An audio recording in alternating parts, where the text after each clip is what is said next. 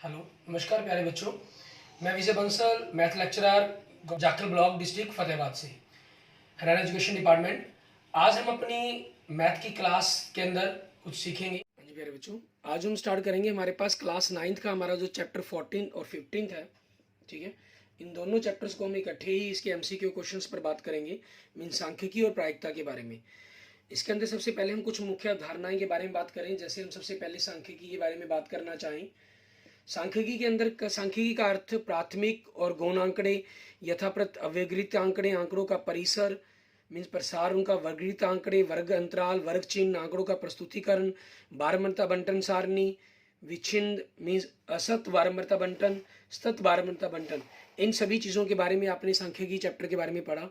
और इसके साथ इसके आलेखीय रूप के बारे में बात की आपने, एक दंड आलेख के बारे में बात की, समान चौड़ाई और असमान चौड़ाई वाले आय चित्रों के बारे में बात की, बारंबारता बहुभुज के बारे में बात की। और केंद्रीय प्रवृत्ति के मापक के तौर पर हमने इसके अंदर जो मापा, ठीक है, वो बात की हमने सबसे पहले माध्य की। माध्य हमारे पास मीन जैसे भी यथाप्रत आंकड़े जो में प्राप्त होते हैं उन सभी को जोड़कर मीन सभी आंकड़ों का योग बटा में n, आपके पास आपका फॉर्मूला बन जाता है, माध्य बन जाता है। और अवगित अगर आंकड़े हों मीन्स फ्रीक्वेंसी दी गई हो तो माध्य ज्ञात करने के लिए हम क्या करते हैं, उसको फ्रीक्वेंसी से मल्टीप्लाई करते हैं, ठीक है। उन सभी के योग को हम फ्रीक्वेंसी के योग या n से हम कहीं भाग करते हैं। माध्यक ज्ञात करने के लिए अगर हम बात करें, ठीक है, माध्यक आंकड़ों का वह मान है जो आंकड़ों को दो बराबर भागों में बांटता है, जबकि आंकड़ों को आरोही या अवरोही क्रम में व्यवस्थित कर लिया जाता है। माध्यक का परिकलन करने के लिए हम क्या करते हैं, जब आंकड़ों को आरोही या अवरोही क्रम में व्यवस्थित कर लिया जाए तो इन आंकड़ों का माध्यक निम्नलिखित प्रकार से परिकलित किया जाता है। सबसे पहला पॉइंट इसके अंदर, प्रेक्षणों की संख्या विषम हो तो माध्यक n+1 बटा में 2 मीन्स आपके पास विषम है तो आपका जो n+1 2 है प्रेक्षण होगा वो आपका माध्यक कहलाएगा। अगर आपके पास प्रेक्षणों की संख्या सम हो मीन 4, 6, 8, 10, 12 हो तो n/2 मा प्रेक्षण और n/2 + 1 मा प्रेक्षण, इन दोनों का माध्य ज्ञात करते हैं मीन्स दोनों को योग करके 2 से भाग कर देते हैं, ठीक है। ये हम काम करते हैं। उसके बाद हम बात करते हैं बहुलक के बारे में, ठीक है। बहुलक क्या है, वह प्रेक्षण जो अधिकतम बार आता था, अधिकतम बारंबारता वाला प्रेक्षण बहुलक कहलाएगा। मीन्स वो आंकड़ा, वो संख्या अवर्गीकृत आंकड़ों का बहुलक प्रेक्षी देखकर ही निर्धारित किया जा सकता है, प्राय, ठीक है। और हमने हमारे सिलेबस में जो हम पढ़ेंगे वो आपके पास अवर्गीकृत आंकड़ों के बहुलक के बारे में ही हमने पढ़ना है, ठीक है। वर्गीकृत के बहुलक के बारे में हम क्लास 10th के बारे में अंदर स्टडी करेंगे। और इसके बाद बात करते हैं हम प्रायिकता के बारे में। प्रायिकता यादृच्छ या अदृच्छ प्रयोग या केवल एक प्रयोग, एक प्रयोग के परिणाम, एक प्रयोग के अभिप्रयोग का अर्थ, एक घटना ई का प्रायोगिक प्रयोग, प्रायिकता जिसे पीई से व्यक्त करते हैं, निम्नलिखित से दी जाती है। अभिप्रयोगों की संख्या जिनमें घटना घटित हुई है और अभिप्रयोगों की कुल संख्या मीन्स नंबर ऑफ एलिमेंट, आपके पास जितनी घटनाएं, जो घटना घटित है उसकी संख्या उनके, ठीक है। और नंबर ऑफ एस, आपके पास नंबर ऑफ सैंपल्स मीन जितनी भी संभव परिणाम है उनकी कुल संख्या। घटना ई की जो प्रायिकता है वो आपके पास हमेशा 0 से 1 के बीच में लाई करती है, ठीक है। घटना ई की प्रायिकता 0 से 1 के तक कोई भी संख्या हो सकती है, विशेष परिस्थितियों में यह 0 या 1 भी हो सकती है। 0 उसके लिए जब आपके पास कोई भी घटना घटित होना संभव ना हो, ठीक है। और इसके बाद हम बात करते हैं हमारे पास कुछ बहुविकल्पीय प्रश्नों के बारे में, ठीक है, जिसके अंदर सबसे पहले हम हमारे कुछ प्रतिदर्श प्रश्न देखते हैं। एग्जाम्पल नंबर 1, इसमें क्या कह रहे हैं, कह रहे हैं गणित के एक टेस्ट में 17 विद्यार्थियों द्वारा 100 में से प्राप्त अंक दिए गए। आपके पास इन आंकड़ों का परिसर पूछा गया आपसे। परिसर आपके पास क्या हो जाएगा, सबसे अधिकतम अंक देखें आपको 100 दे रहा है ये, और सबसे कम अंक अगर हम देखें तो हमें 40 दिखाई दे रहा है। इन दोनों का जो अंतर हो हमारे पास वो हमारा परिसर मतलब रेंज कहलाएगी हमारी, ठीक है। वर्ग चिन्ह 130 से 150 का वर्ग चिन्ह पूछा गया आपसे। वर्ग चिन्ह मतलब आपके पास दोनों का योग करके 130 और 150 का योग करके आधा करना होता है। 280 का आधा 140 आपके पास, मीन्स ऑप्शन सी बन जाएगा। और ऊपर वाले जो क्वेश्चन था उसका ऑप्शन बी आपके पास। क्वेश्चन नंबर 1 देखें, इसमें हमें क्या कह रहा है, सॉरी इसमें एग्जाम्पल नंबर 3 भी आपके पास, एक एग्जाम्पल नंबर 3 और देखेंगे हम। एक पासे को 1000 बार फेंका गया और परिणाम निम्नलिखित रूप से प्राप्त रिकॉर्ड किए गए, ठीक है। परिणाम और उनकी बारंबारता। यदि पासे को एक बार और फेंका जाए तो इसकी प्रायिकता है कि यह 5 दर्शाएगा। 5 कितनी बार आ रहा है आपके पास इसके अंदर, देखिए 150 बार। और कुल परिणाम कितने हैं, 1000। 0 से 0 कट गया, 5 से कट गया 3, 5 से कट गया 20, तो 3/20 मीन ऑप्शन बी आपके पास आपके क्वेश्चन का आंसर हो जाएगा। ठीक है, इसके बाद देखते हैं हम नेक्स्ट हमारा क्वेश्चन नंबर 1। वर्ग 90 से 120 का वर्ग चिन्ह पूछ रहा है कि कितना होगा। वर्ग चिन्ह जैसे हमने ऊपर बात की है, दोनों को जोड़ दिया, 210 का आधा 105। ठीक है, और 105 आपके पास ऑप्शन बी हो जाएगा आपका। क्लियर। उसके बाद देखते हैं हम नेक्स्ट हमारे पास क्वेश्चन नंबर 2 हमारा। ठीक है, इसके अंदर हमें क्या कह रहा है करने के लिए, आपको 25, 18, 20 कुछ आंकड़े दिए गए, इन आंकड़ों का परिसर पूछ रहा है आपसे क्या होगा। ठीक है, परिसर आपसे बात जैसे हमने ऊपर बात की, सबसे बड़ा अंक देखेंगे। सबसे बड़ा अंक देखें आपके पास 25, 18, 20, 22, 16, 6, 17, 15, 12, 30, 32, 32 दिखाई दे रहा है हमें। 10, 9, 19, 8, 11, 20 और सबसे छोटा अंक हमें 6 दिखाई दे रहा है। तो दोनों का अंतर करें हम, 26 हो गया, और 26 मतलब आपके पास ऑप्शन डी आपके पास आपके क्वेश्चन का आंसर आ जाएगा। क्लियर। एंड नेक्स्ट देखेंगे आपके पास आपका तीसरा क्वेश्चन। एक बारंबारता बंटन में एक वर्ग का मध्य बिंदु 10 है, उसकी चौड़ाई 6 है, इस वर्ग की निम्न सीमा है। ठीक है, हमें सीमा बतानी है कि इनमें से कौन सी सीमा इसके बाद आपके पास उसकी बनेगी। ठीक है, तो आपके पास निम्न सीमा पूछी है इन्होंने, बाद 10 उसका मध्य बिंदु हो गया, 6 आपके पास मतलब 3 इस तरफ 3 इस तरफ, तो इट मीन 7 से लेकर 13 तक आपके पास उसका वर्ग अंतराल हो गया। तो उसकी निम्न सीमा कितनी है आपके पास, 7, मतलब ऑप्शन बी बन जाएगा आपके पास आपका। ठीक है, या निम्न सीमा पता करने के लिए सिंपल, जो भी वर्ग चिन्ह है उसमें से जो आपके पास उसकी चौड़ाई है उसका आधा घटा दें, और अपर सीमा पता करनी तो उसको जोड़ दें आपके पास। ठीक है, ये हो जाएगा। एंड नेक्स्ट देखेंगे आपके पास क्वेश्चन नंबर 4। इसके अंदर हमें क्या कह रहा है करने के लिए, क्वेश्चन नंबर 4 के अंदर हमें कह रहा है किसी बारंबारता बंटन में 5 तत्व वर्गों में से प्रत्येक की चौड़ाई 5 है, तो सबसे छोटे वर्ग की निम्न सीमा 10 है, सबसे बड़े वर्ग की ऊपरी सीमा बतानी है कितनी होगी। किसी बारंबारता बंटन में 5 तत्व मीन्स 5 कंटिन्यू वर्ग दिए गए हैं और हर की चौड़ाई 5 है, सबसे छोटे वर्ग की निम्न सीमा 10 है, तो 10 से 15, 15 से 20, 20 से 25, 25 से 30, 30 से 35 आपके पास ये बन जाएगा। और हमसे पूछा है सबसे ऊपरले वर्ग की ऊपरी सीमा, वो कितनी बनेगी आपके पास, 35 होगी, तो ऑप्शन क्या होगा आपका, सी। नेक्स्ट क्वेश्चन 5वां। मान लीजिए एक सतत बारंबारता बंटन में एक वर्ग का मध्य बिंदु m है और ऊपरी वर्ग सीमा l है, तो उस वर्ग की निम्न सीमा कितनी होगी। मध्य बिंदु कितना कहा इन्होंने, m, और ऊपरी वर्ग सीमा कितनी कही है, l। ठीक है, और ये क्या होता है आपके पास, जो भी रेंज आपके पास उसकी जो चौड़ाई है उसका आधा जोड़ने से मिलती है, तो आपके पास यहाँ से b/2 का मान क्या बनेगा, l - m बन जाएगा। और आपके पास निचली सीमा क्या बनती है, जो भी आपका मध्य बिंदु है उसमें से आपने इसको माइनस करना होता है, m - l + m, तो ये क्या आ गया, 2m - l बन जाएगी आपके पास एक प्रकार से। और ऑप्शन कौन सा बन गया आपका, बी। ठीक है, एंड नेक्स्ट देखेंगे क्वेश्चन नंबर 6 आपके पास। इसमें क्या कह रहा है, एक बारंबारता बंटन के वर्ग चिन्ह दिए गए हैं, वर्ग चिन्ह 20 के संगत वर्ग कौन से होंगे। 5 5 का अंतर दिखाई दे रहा है। ठीक है, तो 20 में से 5 का आधा 2.5 माइनस करेंगे तो 17.5 से लेकर 22.5, 2.5 हमने ऐड कर दिया, तो ऑप्शन कौन सा बन गया आपके पास इसके अंदर। ठीक है, ऑप्शन बन गया बी आपका। ठीक है, एंड नेक्स्ट 7th क्वेश्चन देखें। इसके अंदर हमें क्या कह रहा है करने के लिए, वर्ग अंतराल 10 से 20, 20 से 30 में संख्या 20 निम्नलिखित में सम्मिलित है, कौन से वर्ग अंतराल में आएगी ये, 20 से 30 में आएगी ये। ठीक है, 10 से 20 वाले में नहीं आएगी, तो ऑप्शन क्या हो गया, बी। नेक्स्ट देखेंगे 8वां क्वेश्चन। निम्नलिखित आंकड़ों के लिए एक अंतराल 250 से 270 जिसमें 270 सम्मिलित नहीं है लेते हुए बराबर मापों के वर्ग अंतरालों वाली एक वर्गीकृत बारंबारता सारणी की रचना कीजिए, और वर्ग अंतराल 310 से 330 की बारंबारता बताएं कितना होगा। मतलब आपको सिंपल देखना है कि 310 से 330 के बीच में कौन कौन से आंकड़े आएंगे। पहला 268, 220, 368, 258, 242, 310, ये इसमें आएगा एक। 272, 342, 310, फिर 310 आ जाएगा। 290, 300, 320 आएगा, 319 आएगा क्योंकि 310 से 330 के बीच में है ना, 304, 410, 318 आएगा, 406, 292, 354, 278, 210, 240, 330 नहीं आएगा, 316 आएगा, 406, 215, 258, 236। अब इनकी गिनती करें तो ये लाइनें होगी टोटल 6, मीन 6 संख्याएं आएंगी, 6 बारंबारता बनेगी इसकी। ऑप्शन सी आपके 8वें क्वेश्चन का आंसर हो जाएगा। क्लियर। उसके बाद देखेंगे हम क्वेश्चन नंबर 9।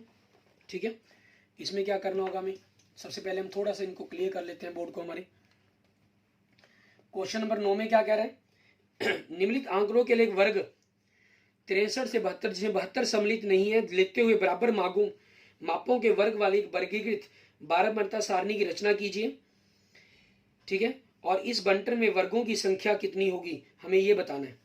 ठीक है, कि कितने वर्ग बनेंगे आपके पास, उन वर्गों की संख्या के बारे में हमें क्या बताना है इसके अंदर। इसमें आप देखिए हमारे पास सबसे बड़ी संख्या देख रहे हैं हम 112 और छोटी संख्या आपको 14 दिखाई दे रही है। 63 से 72 9 का टेबल होगा एक प्रकार से, तो 9 से 18 के बीच में आ जाएगा आपके पास, यहाँ से शुरू होगा 9 से 18। ठीक है, क्योंकि 14 संख्या है आपके पास। उसके बाद 18 से 27, 27 से 36, 36 से 45, 45 से 54, 54 से 63, 63 से 72, 72 से 81, 81 से 90, 90 से 99, 99 से 108 और 108 से 109 जोड़ देंगे 117। ठीक है, आपके पास बड़ी संख्या 110 12 थी वो भी आ गई लास्ट, छोटी संख्या 14 थी वो भी आ गई। तो ये गिने कितने आपके पास जो वर्ग अंतराल है वो कितने वर्ग अंतराल आपके पास बनेंगे। इस प्रकार से हम देखते हैं ये 12 बन रहे हैं, मीन्स आपके पास आंसर जो बन जाएगा वो डी ऑप्शन बन जाएगा आपका। ठीक है, एंड नेक्स्ट देखेंगे क्वेश्चन नंबर 10। बारंबारता बंटन दी गई है आपको। आय चित्र खींचने के लिए 25 से 45 की समायोजित बारंबारता कितनी होगी हमें वो बतानी है, क्योंकि इनमें देखिए आपके पास अंतर सभी में अलग अलग है। तो पहले में अंतर आपके पास जो चौड़ाई है 5 की, दूसरे में 5 की, तीसरे में 10 की, चौथे में 20 की, लास्ट में 30 की है आपके पास। ठीक है, और आपके पास इसकी जो बारंबारता है वो 20 होगी हमारे पास। अगर हम इन सभी को 5-5 के अंतर पर भी बदलना चाहें, ठीक है, 5-5 के अंतर पर बदलें, कितने अंतर पर हमें बदलना होगा वो हमें देखना है। तो आपके पास 20 भाग में बदलेंगे हम, 5-5 के अंतर पर बदलते हैं तो 4 आपके पास, 4 को 8 से काट दिया 2, क्योंकि इन्हीं के अंदर हमें सबसे छोटा कम से कम लेना ही जरूरी होता है आपके लिए। ठीक है, तो आज का आंसर क्या बन जाएगा आपके पास, 2 के अंतराल पर आपके पास हो जाएगा, मीन्स डी ऑप्शन आपके पास आपके क्वेश्चन का आंसर बन जाएगा। क्लियर। इसके बाद देखते हैं हमारे पास हमारा नेक्स्ट क्वेश्चन, क्वेश्चन नंबर 11। 5 संख्याओं का माध्य 30 है तो उनका जो योग है वो 30 पंजे 150 हो जाएगा। यदि इनमें से एक संख्या को हटा दिया जाए तो माध्य 28 रह जाता है, तो 28 चौके आपके पास 112 बन जाता है। इनको अगर आप घटा दें तो 38 अंतर आ गया, मीन जो हटाई गई संख्या वो 38 है। ऑप्शन डी हो जाएगा आपके पास आंसर। एंड नेक्स्ट देखेंगे क्वेश्चन नंबर 12 आपके पास। यदि आपके पास कह रहा है x + 3 x + 5 x + 7 प्रेक्षण और x + 10 का माध्य 9 है तो अंतिम 3 प्रेक्षणों का माध्य क्या होगा। ठीक है, अगर इनको जोड़े हम 10 और 7 17, 17 5 22, 22 और 3 इसमें अगर हम देखते हैं हमारे पास जो अंतिम है वो आपके पास 10 और 4 14 हो जाएगा। उससे पिछला हमारे पास सेकंड लास्ट 7 और 4 11 हो जाएगा, 5 और 4 9, और इन सभी को अगर हम जोड़ते हैं 20 और 34 हो जाएंगे। 34 को 3 से भाग किया, 11 सही 1/3 हो जाएगा। मीन्स ऑप्शन सी आपके पास आपके क्वेश्चन का आंसर बन जाएगा। क्लियर। इसके बाद देखते हैं हमारे पास आगे नेक्स्ट हमारा क्वेश्चन नंबर 13। ठीक है, इसके अंदर हमें क्या कह रहा है करने के लिए, कहना है यदि n प्रेक्षण x1 से लेकर xn के माध्यों को x1 से निरूपित किया जाए तो उन सभी में से अगर आप माध्य को घटा देंगे तो उन सभी का योग करेंगे तो वो क्या होगा आपके पास। हमने मान लीजिए उनको n टाइम्स जोड़ा तो ये nx आ जाएगा, nx बार, और x1 से लेकर हमने xn तक जोड़ा, ये आपके पास x2 अप टू जुड़ते चले जाएंगे xn तक, और इन सभी का जोड़ भी क्या बनता है nx बार बनता है। ठीक है, तो आपके पास दोनों का अंतर सेम होगा तो आंसर क्या बनेगा 0 बनेगा आपके पास, मीन्स बी ऑप्शन आपके पास। एंड नेक्स्ट देखेंगे क्वेश्चन नंबर 14। यदि आंकड़ों के प्रत्येक प्रेक्षण में 5 की वृद्धि की जाती है तो उनका माध्य क्या होगा। ठीक है, तो उनके माध्य पर क्या इफेक्ट पड़ेगा वो बताना है हमें। माध्य भी 5 बढ़ जाएगा, मीन्स ऑप्शन डी बन जाएगा आपके पास। Next 15वां question. यदि x1 से लेकर xn तक का माध्य x बार है, y1 से लेकर yn का माध्य y बार है, और इन सभी का माध्य क्या बनेगा आपके पास, क्योंकि सभी के योग को हमने आपस में उनकी डबल संख्या से भाग करना होगा। ठीक है, जितनी भी आपके पास ये संख्याएं बनेंगी हमारे पास, उनसे हमें भाग करना होगा, उसी के अकॉर्डिंग इनके आंसर को हमें मेंशन करना होगा। ठीक है, तो आपके पास इनकी संख्याओं के हिसाब से देखें तो क्या बनेगा, x1 से आपके पास एक प्रकार से कहीं समेशन ऑफ एक्स आई, ये क्या हो जाएगा x bar n, summation of y आई आपके पास n y बार, आप इन सभी को जोड़ रहे हैं। ठीक है, तो आपके पास ऊपर n x बार आ जाएगा, नीचे n y बार आ जाएगा आपके पास। क्लियर, और बटा में आपके पास 2n आ जाएगा, n कॉमन निकाल कर काट देंगे तो x बार प्लस y बार बटा में 2 आपके पास, मतलब जितनी संख्याएं हैं वो आपके पास रूप में आ जाएंगी। ठीक है, तो आंसर आपके पास क्या बन जाएगा, ऑप्शन बी। एंड नेक्स्ट देखेंगे क्वेश्चन नंबर 16, इसमें क्या कह रहे हैं, यदि x1 से लेकर xn तक का माध्य x बार और ax1 से लेकर axn तक, x1 से लेकर a तक, इन सभी के माध्य आपके पास क्या बनेंगे, पहले a से गुना किया गया तो माध्य a बढ़ जाएगा, बाद में a से गुना भाग किया गया तो a माध्य आपका जो है वो a कम हो जाएगा। ठीक है, मीन्स आपके पास 1/a, और दोनों को इकट्ठा किया गया तो माध्य आपके पास, क्योंकि x बार कॉमन आ गया तो बटा में 2 तो लगना ही लगना है इस फार्मूले के अकॉर्डिंग आपके पास। ठीक है, सेम, तो आपका ये बन जाएगा, मीन्स ऑप्शन बी आपके पास आपके क्वेश्चंस का आंसर हो जाएगा। क्लियर, इसके बाद देखेंगे हमारे पास हमारा नेक्स्ट क्वेश्चन, क्वेश्चन नंबर 17, ये हम 17वां क्वेश्चन देखते हैं हमारे पास। ठीक है, इसके अंदर में क्या कह रहा है, यदि x1 बार, x2 बार, x3 बार, xn बार क्रमशः प्रेक्षणों का माध्य संख्या, जो इनकी प्रेक्षणों की संख्या n1 से लेकर nn तक हो तो वाले समूहों के माध्य हैं, तो सभी समूहों को मिलाकर लेने पर उनका माध्य है x बार, निम्नलिखित में से क्या प्राप्त होगा हमें।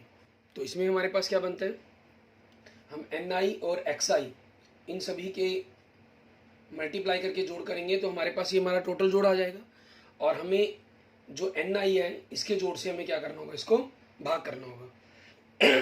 तो ये आपके पास ऑप्शन कौन सा बन रहा है, ऑप्शन सी आपके पास। क्लियर, इसके बाद हम 18वां क्वेश्चन देखें, इसमें हमें क्या कह रहे हैं, 100 प्रेक्षणों का माध्य 50 है, यदि इनमें से एक प्रेक्षण को 50 को 150 से प्रतिस्थापित कर दिया जाए, मीन्स 50 को 150 से प्रतिस्थापित कर दिया, इट मीन्स 100 बढ़ गया आपके पास कुल योग के अंदर। ठीक है, तो आपके पास प्रेक्षण तो वही 100 है, तो 100 को 100 से भाग करें, मीन्स आपका जो प्रेक्षण है वो 1 बढ़ जाएगा, तो जो माध्य है 50 प्लस 1 आपके पास 51 आपका आंसर हो जाएगा। ठीक है, मीन्स ऑप्शन बी आपके पास। नेक्स्ट देखेंगे, 50 संख्याएं दी हुई हैं, इनमें से प्रत्येक संख्या को 53 में से घटाया जाता है, तो इस प्रकार प्राप्त संख्या का माध्य -3.5 प्राप्त होता है हमारे पास।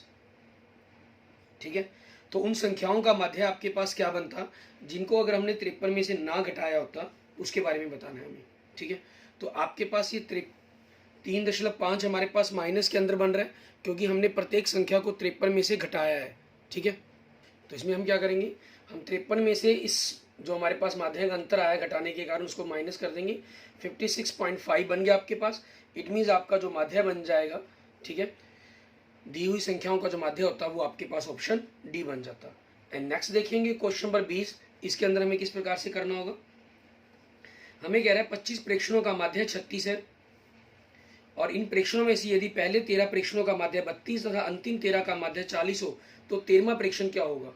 तो हम क्या करेंगे, इसमें से आपके पास पहले 13 का माध्य 32, इनकी गुना करेंगे, पिछले 13 का जो माध्य हमारे पास 40 है, हम इनकी गुना करेंगे, 32 को 13 से गुना करेंगे, 32 3 96 हंसल 9, 32 1 32 416, हमने 40 को 13 से गुना किया 520, इनको हम जोड़ लेते हैं तो 936 बन जाता है, और जो 25 प्रेक्षण है इसका जो माध्य है हमारे पास वो 36 है। ठीक है, इस हिसाब से जो इनका जो जोड़ है वो 900 बन जाता है, इनका अगर हम अंतर देखें 36 बनेगा, इट मीन्स आपके पास ऑप्शन क्या आ जाएगा, बी। ठीक है, जो 13वां प्रेक्षण होगा हमारे पास उसका जो संख्या होगी वो 36 होगी आपके पास। ठीक है, आगे देखेंगे हमारे पास नेक्स्ट हमारा क्वेश्चन नंबर 21, इसके अंदर में क्या कह रहे हैं, 78 56 22 34 45 54 39 68 54 84 आंकड़ों का माध्यक, आप इन आंकड़ों को बढ़ते क्रम में लिखेंगे। ठीक है, ये आंकड़े अगर हम गिनती करते हैं तो 2 4 6 8 10 है आपके पास। तो पहला इसमें सबसे छोटा अंक आएगा आपके पास, जो अगर हम देखें 22, फिर उसके बाद आपके पास आपको 34 लग रहा है, फिर आपके पास 39, फिर 45, और फिर आपके पास 54 और 54, पांचवा और छठा 54 है, तो दोनों को जोड़कर ही आपने आधा करना था। मीन्स आपका जो माध्यक है वो 54 ही हो जाएगा, क्योंकि 10 संख्याएं 4 पहले छोड़ेंगे 4 बाद में छोड़ेंगे आरोही अवरोही क्रम में लिखते वक्त। तो आपका जो आंसर है वो ऑप्शन सी बन जाएगा। एंड नेक्स्ट देखेंगे आपके पास, ठीक है, हमारा क्वेश्चन नंबर आगे 22। इसके अंदर हमें क्या करने के लिए कहा गया, एक सतत बारंबारता बंटन का बारंबारता बहुभुज खींचने के लिए हम उन बिंदुओं को उल्लेखित करते हैं जिनकी कोटियां क्रमशः वर्गों की बारंबारताएं होती हैं तथा भुज क्रमशः होते हैं। ठीक है, अब आपके पास इस चीज के अंदर पूछा है कि वर्गों की ऊपरी सीमाएं, वर्गों की निम्न सीमाएं, वर्गों के चिन्ह और वर्गों की ऊपरी सीमाएं। मीन जो कोट भुज हैं वो आपके क्रमशः इनमें से क्या होंगे, वो क्या होंगे, वर्गों के वर्ग चिन्ह होंगे आपके पास। ठीक है, मीन ऑप्शन सी आपके पास बन जाएगा। एंड नेक्स्ट देखेंगे क्वेश्चन नंबर 23 आपके पास हमें कह रहा है 4 4 5 7 6 7 7 7 12 13 संख्याओं का माध्यक बताएं। इनमें आप संख्याएं गिने तो सबसे छोटा अंक 3 आ रहा है आपके पास, एक बार है, फिर 4 आ रहा है, 2 बार है आपके पास। ठीक है, फिर उसके बाद 5 एक बार है। ठीक है, फिर उसके बाद 6 देखें हमारे पास, वो भी एक बार है। फिर हम 7 देखें, वो हमें 3 बार दिखाई दे रहे हैं। ठीक है, फिर उसके बाद आपके पास क्या है, 12 है। तो 4 और 4 दोनों तरफ संख्याएं छोड़ते हैं तो बीच में संख्या 6 बची, 6 आपका माध्यक होगा। मीन्स आपके पास ऑप्शन सी आपका। नेक्स्ट देखेंगे 24वां क्वेश्चन, हमें आंकड़ों में बहुलक बताना है। मीन्स सबसे अधिक बार कौन सा अंक आया हुआ है वो देखें। 15 14 19 20 14 15 16 14 15 18, ठीक है, 14 19 15 17 15। आपको देख रहा पढ़ा हमने तो 15 अंक आपके पास सबसे अधिक बार आया हुआ है। मीन्स इसका जो बहुलक है वो आपके पास 15 बनेगा। मीन्स आंसर आपके पास क्या हो जाएगा, बी ऑप्शन आपके पास आपका। नेक्स्ट देखेंगे 25वां क्वेश्चन, 642 व्यक्तियों पर किए गए प्रतिदर्श अध्ययन में पाया गया कि 514 व्यक्तियों के पास हाई स्कूल सर्टिफिकेट है। यदि इनमें से एक व्यक्ति को यादृच्छिक रूप से चुना जाए तो इसकी प्रायिकता को इस व्यक्ति के पास हाई स्कूल सर्टिफिकेट है, ठीक है, उसकी प्रायिकता क्या होगी, हमें उसके बारे में बताना है। तो 514 व्यक्तियों के पास हाई सर्टिफिकेट स्कूल का सर्टिफिकेट है, टोटल 642 में से। तो हम 514 को 642 से हम भाग करेंगे, इनको काटने पर देखेंगे हमारे पास इसका जो आंसर है वो अप्रोक्सीमेट क्या जाएगा आपके पास। ठीक है, अगर हम इसको 2 से काट देते हैं हमारे पास, अगर हम यहाँ दें यहाँ पर आपके पास, ठीक है, तो 2 से कटने पर 2 5 7 बनेगा, और ये आपके पास 2 से कटने पर 3 2 1 बनेगा, 321 बन जाएगा आपके पास। ठीक है, और उसके बाद अगर हम देखें हमारे पास ये दोनों संख्याएं आपके पास किस अंक से कटेंगी। सबसे पहले ये 2 से कट रही हैं, ठीक है, उसके बाद आपके पास ये 3 से नहीं कटेंगी क्योंकि 257 आपके पास 3 के पहाड़े पर नहीं आता। ठीक है, 5 पर भी आपके पास ये संख्याएं नहीं जाएंगी। आपके पास संख्याओं को अगर आप चेक करेंगे तो लगभग किसी भी संख्या पर आपके पास जाएंगी नहीं है। लेकिन अगर हम देखें अप्रोक्सीमेट ये 60 चौके 240 होता है, 60 पंजे 320 होता है। ठीक है, तो ये आपके पास 60 मतलब 64 चौके अगर हम मान लें तो लगभग आपके पास ये 64 पंजे आपके पास 320, तो लगभग आपके पास 4/5 के अप्रोक्सीमेट आएंगे। इट मीन्स आपके पास जो आंसर है वो 0.8 के अप्रोक्सीमेट चला जाएगा। ठीक है, तो इट मीन्स आपके पास ऑप्शन क्या बन जाएगा, ऑप्शन डी आपके पास आपके क्वेश्चन का आंसर। क्लियर। इसके बाद देखते हैं हम हमारा नेक्स्ट क्वेश्चन, क्वेश्चन नंबर 26। इसके अंदर हमें क्या कह रहा है 19 से 36 महीने की आयु वाले बच्चे 364 बच्चों पर किए गए सर्वे में पाया गया कि 91 बच्चे आलू के चिप्स खाना पसंद करते हैं। इनमें से एक बच्चा यादृच्छिक रूप से चुना जाए तो इसकी क्या प्रायिकता है कि वो आलू के चिप्स पसंद नहीं करता। तो 26वां क्वेश्चन हम पहले पसंद करने वालों को अगर देखें तो आपके पास ये 4 पे कट गया, मीन्स 1/4 0.25। ठीक है, तो नापसंद करने वाले क्या हो जाएंगे, एक में से माइनस करेंगे तो 0.75 आपके पास हो जाएगा। एक में से माइनस करने पर आपके पास 0.75 बनेगा, तो ऑप्शन सी। नेक्स्ट देखेंगे क्वेश्चन नंबर 27 आपके पास, किसी कक्षा के विद्यार्थियों के मेडिकल परीक्षा में निम्नलिखित समूह रिकॉर्ड किए गए। इस कक्षा में से यादृच्छिक शायद चुना गया तो इस विद्यार्थी का रक्त समूह बी होने की प्रायिकता बतानी है आपको। ये बी आपके पास टोटल 12 हैं और टोटल बच्चे हैं 30, तो 6 से कट के 2 5 2/5 आपके पास लगभग बनता है। अगर हम देखें 10 और 13 23 सॉरी आपके पास 30 नहीं है, 23 और 12 35 45 है, ज़्यादा जा रहा है आपके पास ये। तो 4 से कट के 3 4 से कट के 10 आएगा, तो 3/10 आपके पास, मीन्स ये आपका आंसर बनेगा, means option C. And next देखेंगे क्वेश्चन नंबर 28। इसमें क्या कह रहे हैं दो सिक्कों को एक बार उछाला जाता है, इनके परिणाम निम्न प्रकार से रिकॉर्ड किए गए। एक चित आने की, एक चित आया 550 बार, टोटल 1000 बार, ठीक है। इनको अगर हम काटते हैं, 0 से 0 कट गया, 5 से कट के 11, 5 से कट के 20, तो 11/20 आपके पास आपका आंसर बन जाएगा, ठीक है। ये आपके पास बनेगा, क्योंकि इन्होंने कहा था कि अधिकतम एक चित्त आई, ये तो आपके पास एक चित्त का हो गया, लेकिन यहाँ पर इन्होंने कहा है आपको जो प्रायिकता ज्ञात करने के लिए कहा है, इस चीज़ के अंदर हमें सिर्फ इसी चीज़ का विशेष ध्यान रखना होगा, क्योंकि हमें यहाँ पर 550 का यूज़ ना कर हमें किसका यूज़ करना है, क्योंकि यहाँ जो एक शब्द यूज़ कर दिया इन्होंने अधिकतम, तो उस चीज़ के कारण हमें यहाँ पर 550, 1120। आपके पास ये बाई चांस ऑप्शन नहीं है, आप नहीं करेंगे। मान लीजिए अगर आपको एग्जाम में ये ऑप्शन आता तो आप इस पर टिक कराते और वो गलत हो जाता, क्योंकि यहाँ अधिकतम दिया गया। अधिकतम में क्या होता है, जो इससे कम वाले हैं, मीन जीरो वाले भी इसके अंदर शामिल होंगे, तो 550, 250 जोड़कर आपके पास क्या बनेंगे, 800 बनेंगे। 800/1000 मीन 4/5 ऑप्शन बनेगा आपका, ठीक है। और आपका जो आंसर बनेगा वो क्या आपके पास क्या हो जाएगा, ऑप्शन सी, ठीक है। एंड नेक्स्ट देखेंगे आपके पास क्वेश्चन नंबर 29, ठीक है। इसके अंदर हमें क्या कह रहा है करने के लिए, वो देखते हैं। क्वेश्चन नंबर 29 के अंदर आपके पास हमें कह रहे हैं, एक संग्रह में 80 बल्लभ यादृच्छिक रूप से चुने जाते हैं, उनके जीवन काल घंटों में निम्नलिखित बारंबारता सारणी के रूप में रिकॉर्ड किया गया। इस संग्रह में से एक बल्लभ यादृच्छिक रूप से चुना जाता है, इस बल्लभ का जीवन काल 1150 घंटे होने की क्या प्रायिकता है। 1150 घंटे तो जीवन काल दिया ही नहीं इन्होंने, तो उसकी प्रायिकता क्या होगी, आपकी 0 होगी, ठीक है। और अगर हम ऑप्शन देखते हैं तो ऑप्शन क्या बन जाता है आपका सी, ठीक है। ये आपके पास आंसर आ जाएगा।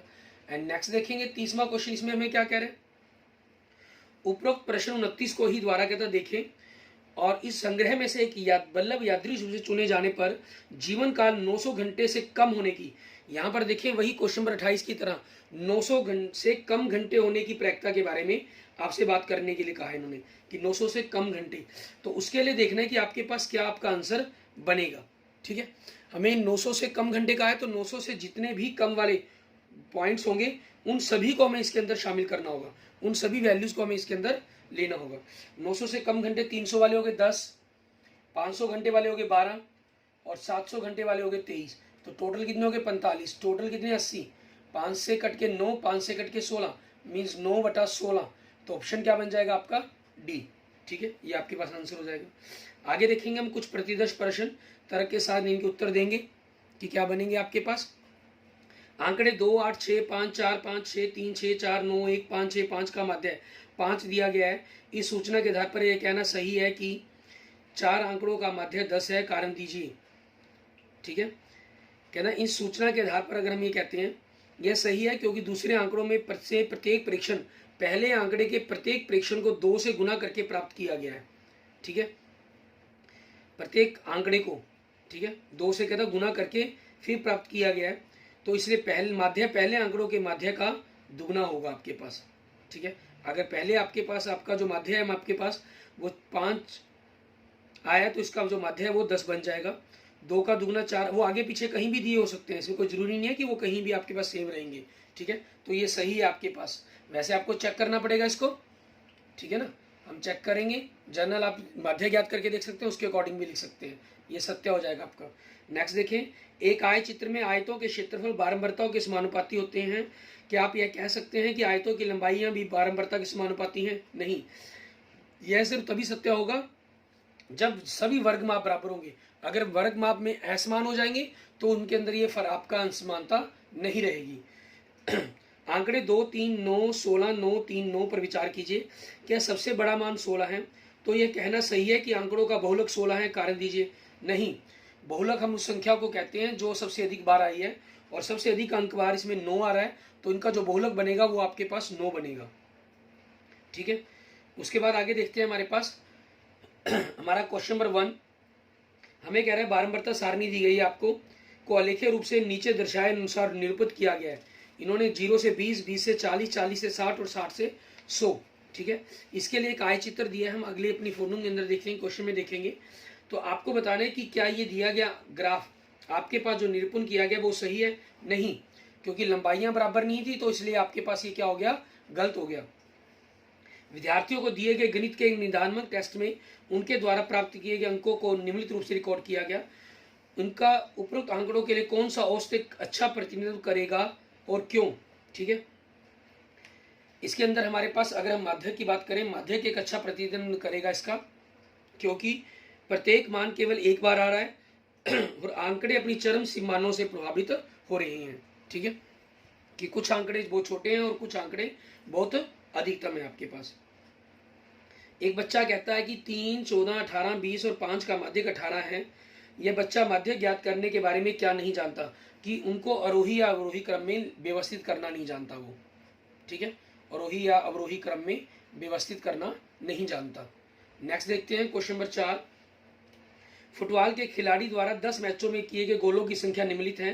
प्रत्येक मैचों की संख्या 10 एक सम संख्या है, इसलिए माध्यक 5वां और 6वां प्रेक्षण का जोड़ करके आधा होगा। तो क्या यह उत्तर सही है? नहीं, क्योंकि माध्यक ज्ञात करने के लिए सबसे पहले उनको आरोही या अवरोही क्रम में लिख व्यवस्थित करना जरूरी है हमारे लिए, ठीक है। तो आगे देखेंगे हम 5वां क्वेश्चन हमारे पास। क्या यह कहना सही है कि आयत चित्र में प्रत्येक आयत का क्षेत्रफल संगत वर्ग अंतराल की माप के समानुपाती होता है? यदि नहीं तो कथन को सही रूप में बताएं, ठीक है। यह सही नहीं है, क्योंकि एक आयत चित्र में प्रत्येक आयत का क्षेत्रफल उसकी बारंबारता के समानुपाती होता है, ठीक है। और नेक्स्ट देखेंगे हमारे पास, एक सतत बंटन के वर्ग चिन्ह दिए गए हैं। क्या यह कहना सही है कि अंतिम अंतराल 1.55 से 1.73 होगा? अपने उत्तर का औचित्य दीजिए, ठीक है। यह सही नहीं है, नहीं, क्योंकि दो क्रमागत प्राप्तों का अंतर वर्ग माप के बराबर होना चाहिए हमारे पास। यहाँ जैसे 10-10 का अंतर आ रहा है आपके पास, 0.10 का अंतर आ रहा है, तो वही अंतर रहना चाहिए था वर्ग अंतराल के अंदर भी आपके पास। नेक्स्ट देखेंगे, 30 बच्चों से पूछा गया कि उन्होंने पिछले सप्ताह कितने घंटे टीवी के प्रोग्राम देखे, इनके परिणाम निम्न रूप में रिकॉर्ड किए गए।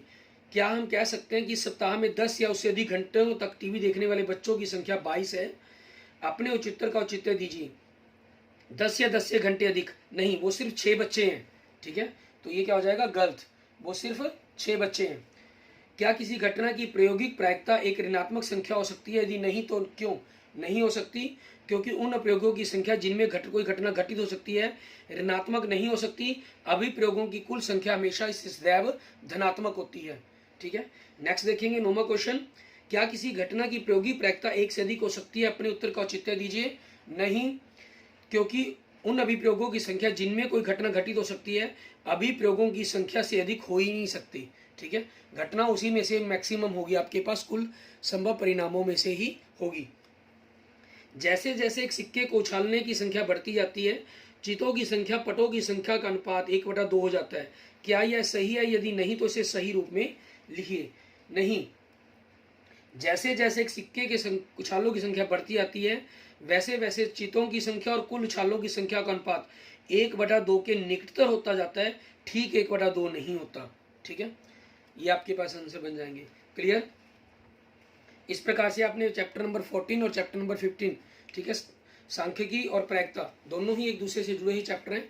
उनके प्रश्न हैं जो ऑब्जेक्टिव टाइप क्वेश्चंस हैं, ठीक है। इन सभी को कर लेना, जो आपके एग्जाम्स के व्यू से आपके लिए काफ़ी ज़्यादा इंपॉर्टेंट रहेंगे, ठीक है। और कोई क्वेश्चंस के रिगार्डिंग प्रॉब्लम हो तो आप कंसर्न कर सकते हैं, पूछ सकते हैं। Okay, thank you friends, thank you students. अगर आपको किसी भी प्रकार की दिक्कत आती है, कोई प्रॉब्लम क्वेश्चन समझ में नहीं आता है, तो आप मुझे मैसेज करके कमेंट करके पूछ सकते हैं। और अगर आपने अभी तक मेरा यूट्यूब चैनल विजय जाखड़ बंसल मैथ को नहीं सब्सक्राइब किया है तो प्लीज़ मेरे यूट्यूब चैनल विजय जाखड़ बंसल मैथ को जरूर सब्सक्राइब करें। इसे अपने दोस्तों मित्रों के साथ जरूर शेयर करें। यदि आप एक टीचर हैं तो अपने स्टूडेंट्स के साथ जरूर शेयर करें। Okay, thank you friends, thank you students.